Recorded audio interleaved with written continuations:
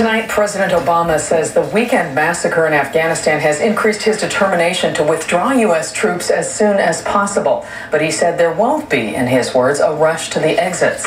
Also tonight, an unidentified U.S. official says the sergeant accused of going on that rampage that killed 16 villagers suffered a traumatic brain injury while on duty in Iraq.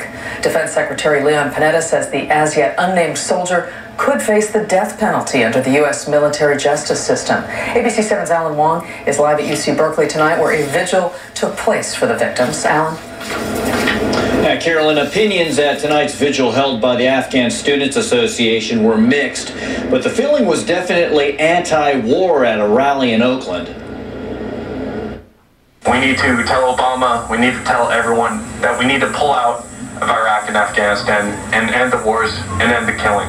About 40 protesters disrupted the Obama campaign office in Oakland, including several members of Iraq war vets against the war. Aaron Hines says he was with the 101st Airborne, and he understands how a U.S. soldier could kill 16 Afghan civilians. They're subjected to indoctrination and learn to dehumanize people. I remember I was in the military, actually, when 9/11 happened, and I remembered when the words Haji and Talhead started being introduced into our lexicon. I think that the effects of these wars on the soldiers show you that they're wrong, that they're suffering, and that they become inhuman themselves and commit these inhuman acts. Members of the UC Berkeley Afghan Students Association say this makes a bad situation worse. Many are torn on what to do. I actually was in Afghanistan last summer, and I just feel the morale and also the opinion about U.S. having a presence in Afghanistan is just negative.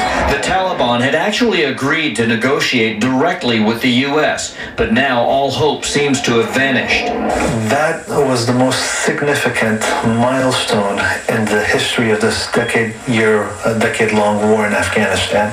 Afghan community leader Abu Bakr Mojadidi says relations were already shaky after the emergence of video showing U.S. soldiers urinating on dead Taliban fighters and the burning of hundreds of Qurans by U.S. soldiers. Still, U.S. military leaders say the massacre will not sway its objectives. I hope it can be repaired.